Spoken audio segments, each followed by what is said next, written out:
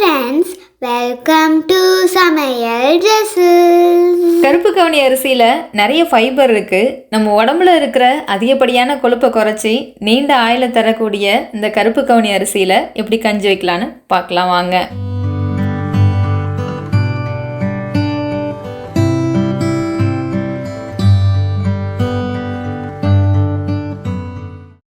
கருப்பு கவுனி அரிசி வேகிறதுக்கு ரொம்ப அதிக நேரம் எடுக்கும். குறைஞ்சது ஒரு 8 மணி நேரத்துக்கு முன்னாடியே அரிசியை க்ளீன் பண்ணிவிட்டு ஊற வச்சிடுங்க.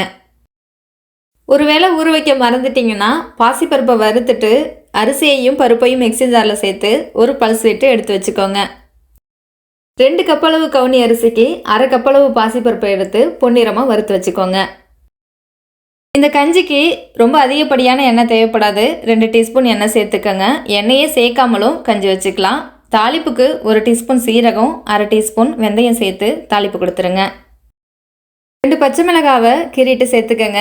கஞ்சியில் கொஞ்சம் மைல்டாக காரம் இருந்தால் சூப்பராக இருக்கும். 1 டேபிள் ஸ்பூன் அளவுக்கு இஞ்சி பூண்டு தட்டிட்டு சேர்த்துக்கோங்க. இஞ்சி பூண்டோட பச்சை வாசனை மாறினதும் வெங்காயத்தை பொடியாக கட் பண்ணிவிட்டு சேர்த்து லேசாக வதக்கி விட்டுருங்க.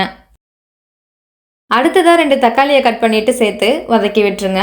அரிசிக்கு சமமாக காய்கறியும் சேர்த்து இந்த கஞ்சிக்கு செய்ய போகிறோம். அதனால் காலை சாப்பாட்டுக்கு 1 கப்பளவு சாப்பிட்டிங்கன்னாவே போதும். ரொம்ப ஃபில்லிங்காக இருக்கும். வெயிட் லாஸுக்கு கண்டிப்பாக ஹெல்ப் பண்ணும்.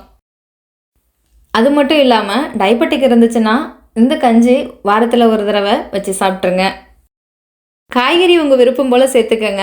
2 கப்பளவு அரிசிக்கு 1 கப்பு கேரட்டு, 1 கப்பு பச்சை பட்டாணி சேர்த்துருக்கேன். இதில் 4 கப்பளவு தண்ணி சேர்த்துக்கோங்க.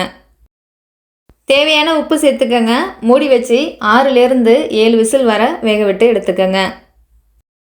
சாதாரணமாக நம்ம கஞ்சி வைக்கும் போது அரிசி தண்ணி எல்லாம் சேர்ந்து வெந்து குழஞ்சி வந்திருக்கும். ஆனால் இந்த அரிசியில் தண்ணி தனியாகவும் அரிசி தனியாகவும் வெந்திருக்கும். நம்ம தண்ணியை வடித்து எடுத்துட்டு அரிசியை ஒரு தடவை மத்து வச்சு கடைஞ்சி எடுத்துக்கலாம். இந்த கஞ்சியில் தேங்காய் பால் இல்லைன்னா தயிர் சேர்த்து சாப்பிட்டு பாருங்கள், செம்மையாக இருக்கும். வீடியோ பிடிச்சிருந்தா வீடியோக்கு ஒரு லைக் பண்ணுங்கள். வீடியோவை ஃப்ரெண்ட்ஸ் அண்ட் ஃபேமிலிக்கு ஷேர் பண்ணுங்கள். ஹெல்த்தி அண்ட் சிம்பிள் ரெசிபிக்கு சப்ஸ்கிரைப் சமையல் ட்ரெஸ்ஸஸ்.